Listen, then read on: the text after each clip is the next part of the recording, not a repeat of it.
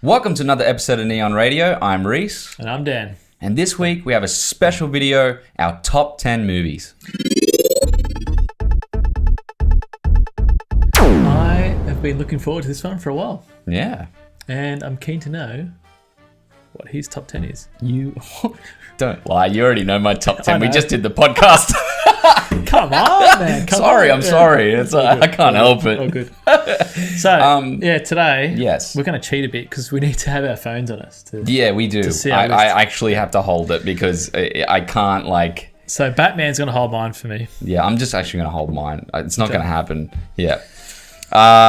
So, honorable mentions first because we got two honorable mentions each. Yep. Which, truthfully, there's about 10 honorable mentions, but yeah, we can only give two. Yeah, this list was heaps hard. Yes. I had about probably 20 honorable mentions. Yeah. And I just kept cycling through my top 10. So yeah, it was difficult. Yeah. For me, it was American Psycho. Reason behind that was because of its reservation on a Friday night at Dorsia and having a watermark on your business card. People who know American Psycho will understand that. Yes. So geeky. And Conan the Barbarian for Cram. Yeah, Conan. Classic. Yeah. I remember growing up watching that. Banger Even film. though it was R-rated. Yeah. I wasn't allowed, but I still watched it. I think I watched it when I was a kid as well. Yeah, we all did. Yeah. But yeah, It was very. It was also very full frontal. Yeah, it was. Yeah. You never thought about that as a child, though. It's a classic. Yeah. Yeah. So my two honourable mentions were Boogie Nights. Classic Good movie. Classic movie. Really good movie. Yeah, there's a good one-take scene in that as well. So if you're interested in cinema, watch that movie. Yes. And There Will Be Blood, another classic, I think.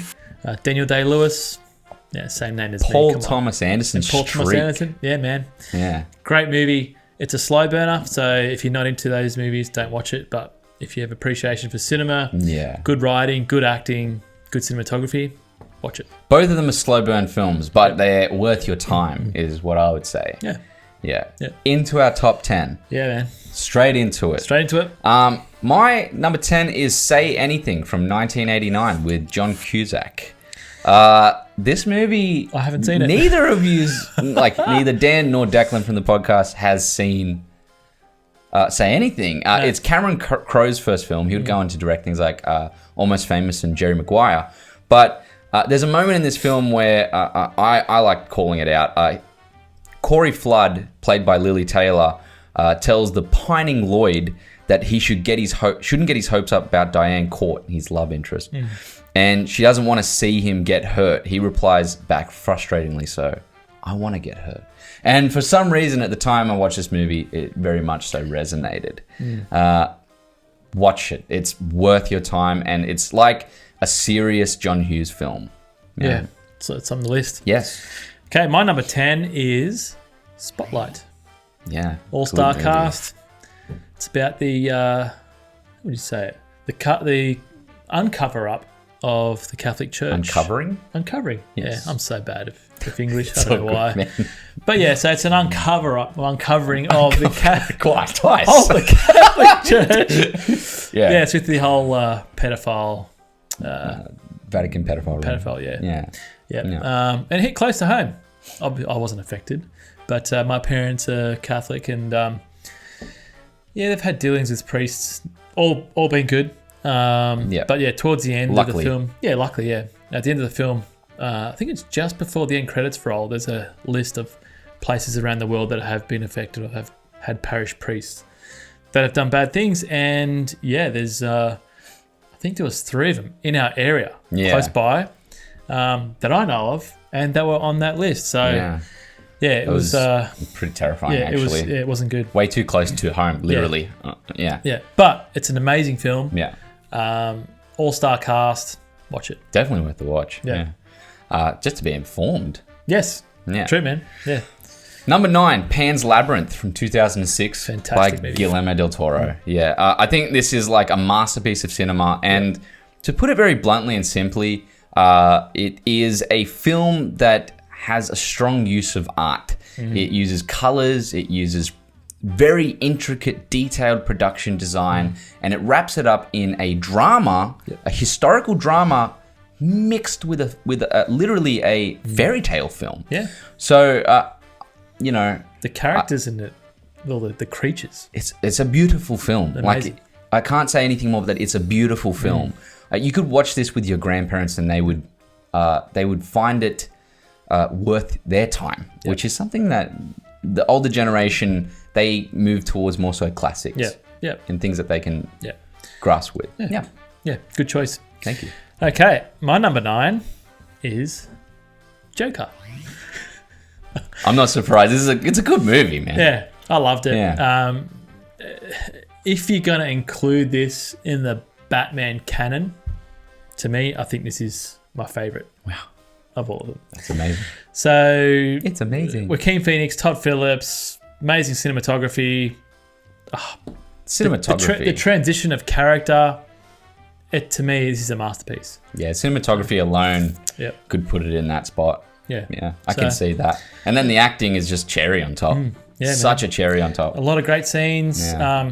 It is moving for some, but it's my cup of tea. I loved it. And if you haven't seen it, give it a watch. If you're too scared to watch it, give it a watch. Because jump in. You can't base a movie off other people's reactions. That's why I'm telling you to watch it. So, have a crack. Yeah, it's awesome. My number 8, Dumb and Dumber from 1994.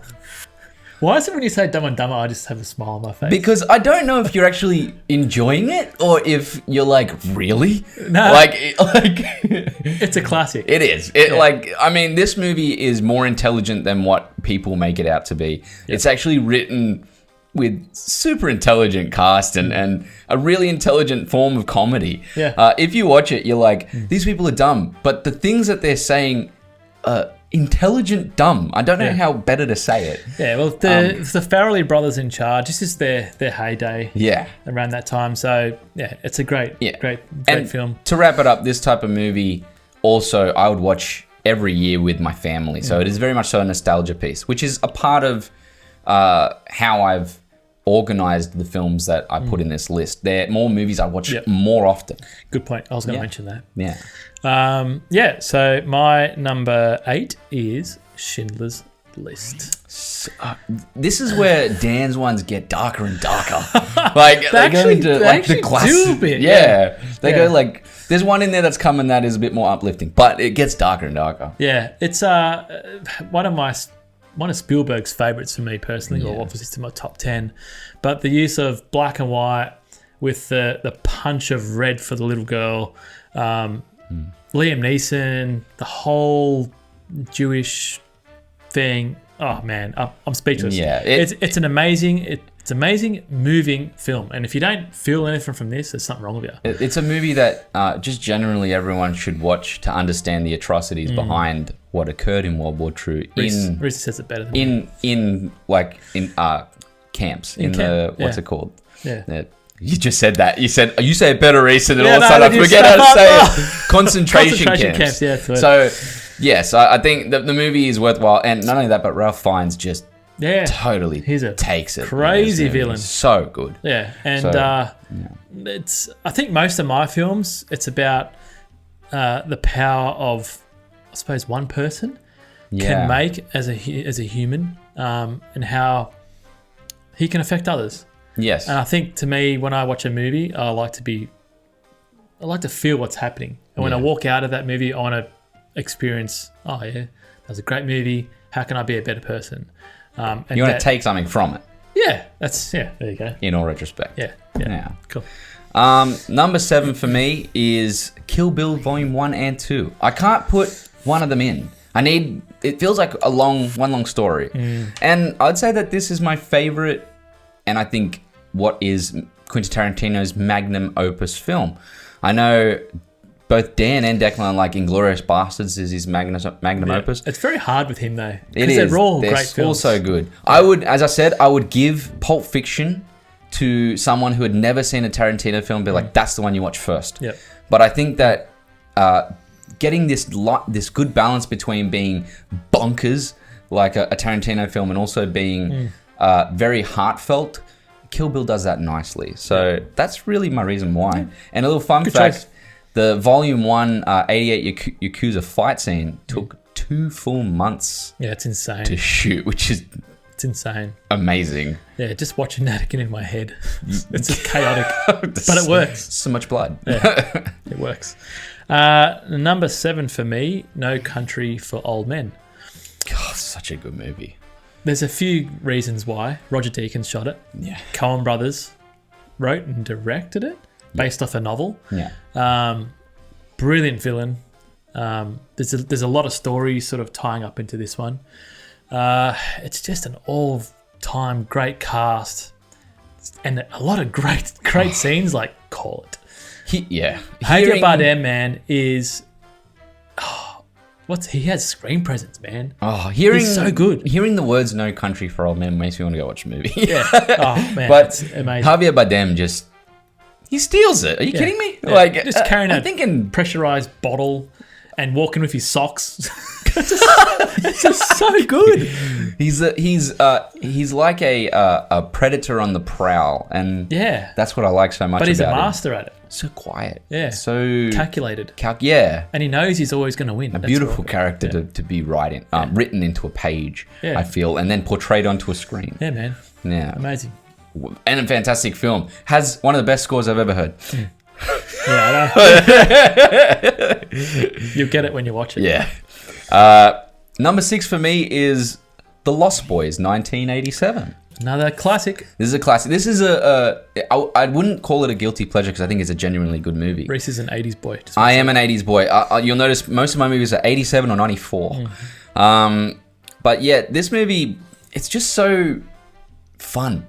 I can't put it any other way. Yeah. It's fun. It encompasses 80s to such a high level. Yeah, you got to mention the Coreys. Yeah, Corey Feldman and Corey Haim. Yeah. I mean... Classic duo. The Frog Brothers, Yeah. Michael and Star. And then, fun fact, this movie was originally written as the Lost Boys was Peter Pan. Yeah, And Peter makes sense. Pan is like, bitten all of the kids, followers. and they're like immortals. Yeah. So the concept was behind that. It was actually called Peter, Yeah. the original script. That's interesting. But yeah, I was going to say, yeah. if you've seen License to Drive, another Corey duo, there's a scene in it where Les, Yeah. it is, wrecks his car up, takes it to, his other mate's name. Oh, you're testing. They're fixing the car, and he goes, "Don't worry, my parents are vampires." And I think it has relation to that. Yeah, I thought they're that was running cool. towards it, Yeah. definitely, because it plays on it Yeah. fully with the film. Yeah, it's sick. But yeah, the movie is like, I mean, especially its soundtrack is ripping. Yeah, So good. It's good nostalgic. yeah, good production design. I like this movie. It's the best Joel Schumacher movie ever Yeah, I agree. he's ever done. Yeah. Yours. Okay, so next one is number 6, Saving Private Ryan. I love my war films. We've done it, and it's a good movie. Yeah, It's a and really this is good movie. my all-time favorite. 1917, I think, comes close. Dunkirk comes close. There's another good one called The Captain. What a fury. Yeah, it's It's more of that fun type of movie. yeah. This is Quality. This is a university degree movie. Yeah. Like, if you're going to study something, this is a sick This is where movie. you get your PhD. Yeah, in cinema. you know right now that Spielberg is a master of his craft, and Yeah. this movie is amazing. Tom Hanks, all-star cast. We've got Vin Diesel in there as well. Yeah, no way. It's crazy. I always forget he's in it. Yeah, he and is. then you see it and you're like, oh, he's good. I think he got paid $30,000 for this movie. I think from memory. That's a lot, though. Yeah, It's not much now, but it's still like, yeah. I mean, I'd It be was happy nothing, with and it was a good $30,000 move. Yeah, for it. Yeah. So Wouldn't complain. yeah, a lot of memorable scenes. Great story. It's amazing. Yeah. Yeah. The Lion King was my number 5. 1994 again. Another This musical. movie it's what I call, here we go, this is what I call it. Okay. It is the manual for education with new life through cinema. So I call it like, you got yourself a child, if you do have one. Stick If them in you've front of the created TV. life, Yeah. This is one of the movies I would first be introducing a child to. Yeah. It is the general manual for life. It's Circle of Life. You get to learn about love, death, dealing with it, learn about friendship, learning about how to respect the past and the dead, and also learning how to stand up for yourself. Yep. The movie is a full-time classic. It's a quintessential. Essential. Man, my words today. I have my days, don't worry. Yeah. Disney film. Yeah, and also the quintessential film for just showing a young, maybe 4 or 5 year old, and being like, "This is what life's all about." Here, go cry over Mufasa dying. Yeah. And as Declan said, the older you, or as you progress through years, you watch it and you'll pick other things up. Yeah, so it's it is. It's good. Yeah, it's like any Disney film. Pretty much. Yeah, and it's Pixar. Cool. Yeah, Pixar. Yeah. Oh, What's your number 5, Dan?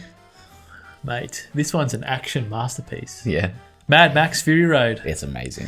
When I walked out of the cinema, I had a buzz for about 3 hours afterwards. This movie's so I had to have a few good. beers to calm me down. I remember that. And a massive chicken snitty.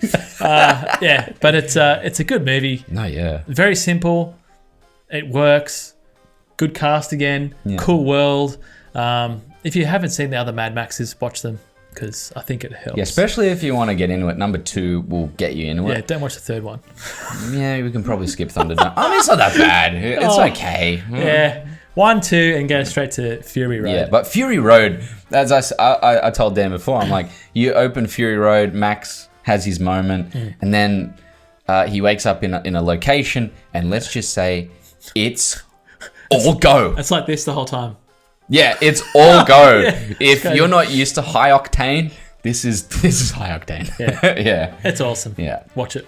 My number 4, getting closer, Blade Runner 2049. Brilliant a movie. newer film. Brilliant movie.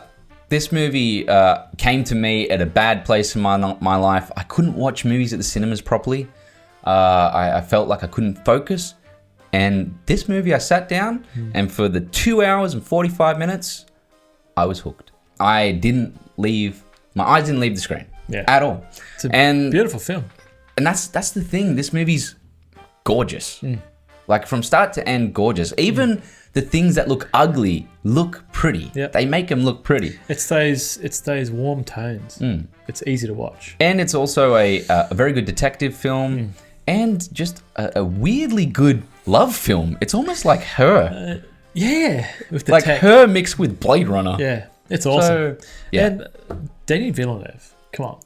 This is my favorite of his movies, which is crazy because it's a sequel. But look, second up would probably be Prisoners after that. Yeah. Yeah, I like Prisoners. I'm just hoping that June works well. Please make it good. Make it good. All right. I got faith. Yeah, I know. Oh, man. Hope it's good. Yeah. So, number 4, I've got David Fincher's film 7. Classic. Gritty This is classic. detective drama. 7 is one of the best movies ever made. I agree. That's why it's number 4. The production design. Production design. Come on, man. It's insane. If you're stuck in a gritty world, times that by 10 and stick yourself in the gluttony scene, you don't even want to walk in there. You'd probably get syringed or something. Opening moments of that movie, and you're like, what? On the screen with them. Yeah. You're so getting good. sick with them. Yeah. It's so good. Like, most of it's on a rainy day, but if you're actually watching this on a rainy day and it's thunderstorming, You're in it with them. yeah, you are. Yeah. You are. You can just feel it. Morgan Freeman, Brad Pitt, Kevin Spacey, man, perfect. I mean, and the ending, bang. It's a bang-up ending. As I said, I kind of don't like the ending as much as the rest of the movie. Do you just want it to continue on? I just want to see, like, I know it sounds creepy as, but the murder scenes are actually, like, the body scenes are super well done. It's interesting. Yeah. I don't know. Yeah, maybe if you like that's crime weird. Yeah. and crime podcasts, And it pretty much stemmed from this movie. He started this whole gritty, like Mindhunter, True Detective.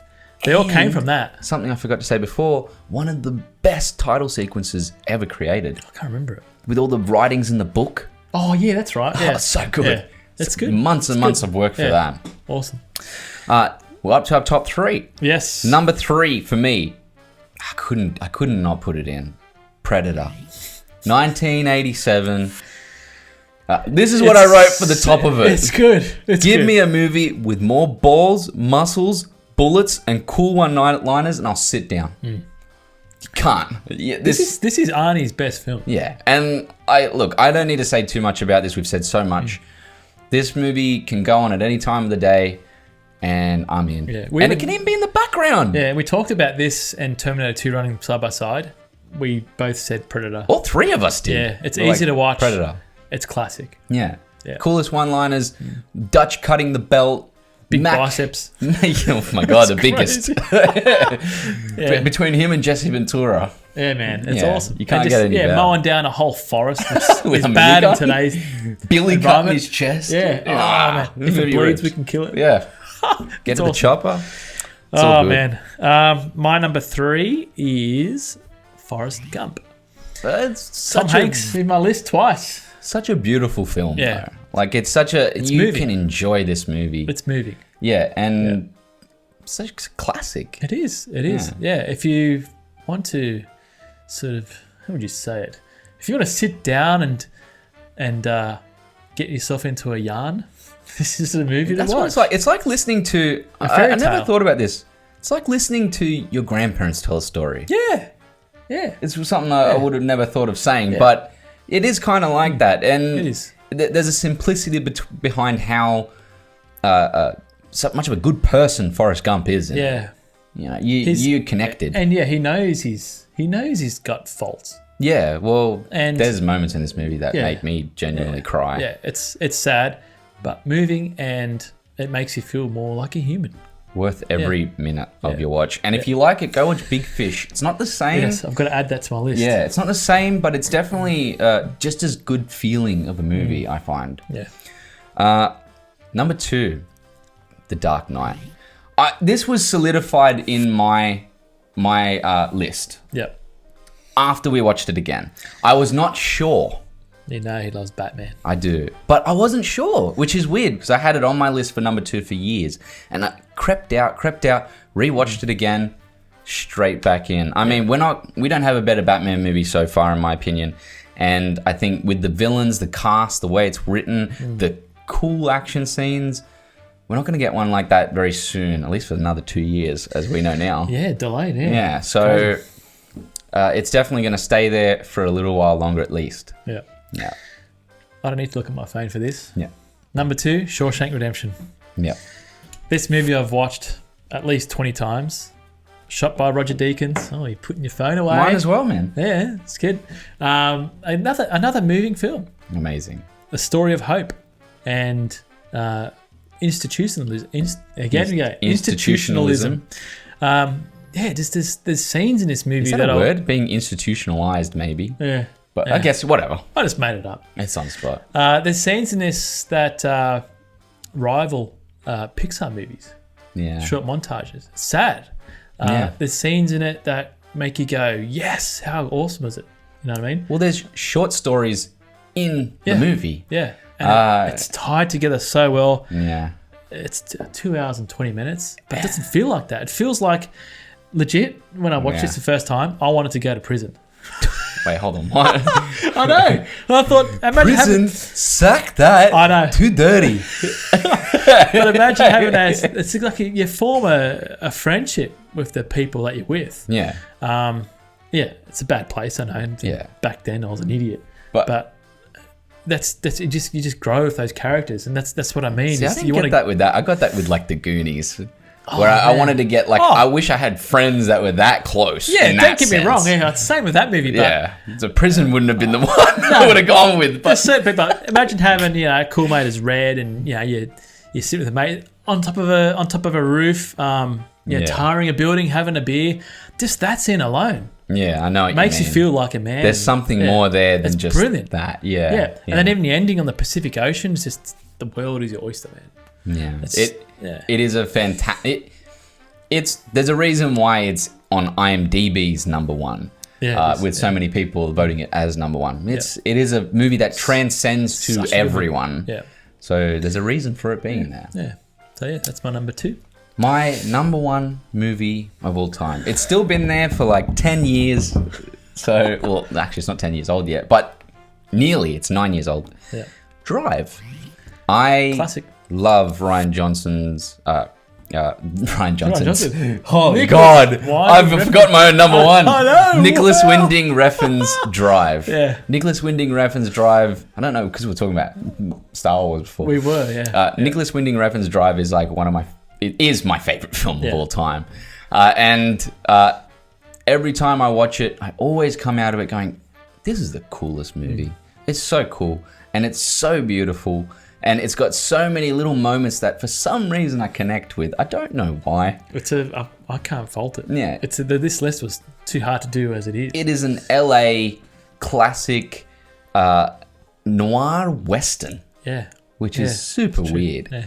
And it has one of the most stoic and charismatic characters with Ryan Gosling playing the part. And then he flips. And then he just goes mental. And guess what? You love that too. Yeah. So That's awesome. It's shocking and awesome. Yeah. I highly recommend everyone to watch Drive. I remember watching it in the cinemas not knowing anything about it. Do it that way.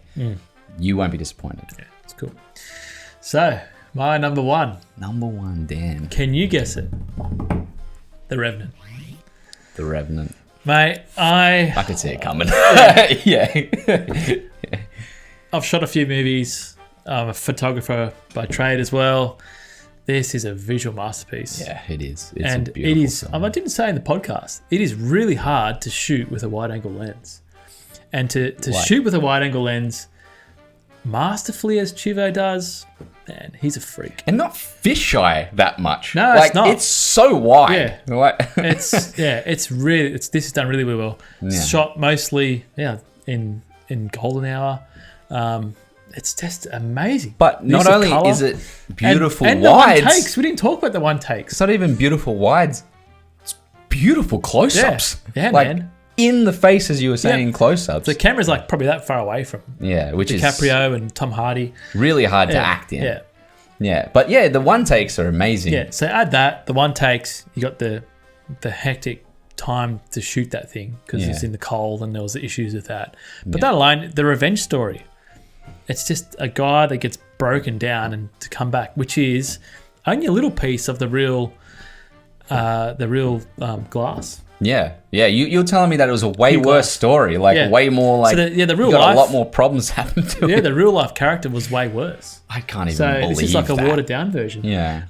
But it's just that. It's just to me, I like visual things, and to see that is just like, oh man, it's like a dream. It's a beautiful film. Yeah, It really is. It's very calming, even though the stuff that happens in it's crazy. Yeah, I enjoy and it. it's definitely. I don't think it's everyone's cup of tea. Like it's Drive. Not everyone's gonna like Drive. Yeah, well, Predator. But I think these are our top 10 Yeah. because they're the movies we resonate towards, we move towards. Yep. Don't forget to like and subscribe to the channel and check out Spoil Radio Podcast for spoiler-filled reviews. Also follow us on the socials, Facebook, Instagram, and Twitter under Neon Radio Reviews to keep up to date. We also respond to all direct messages. So tell us, what do you want us to review next? Hope you've had a good week and thanks for watching. Dan, take us out. That's sayonara from us.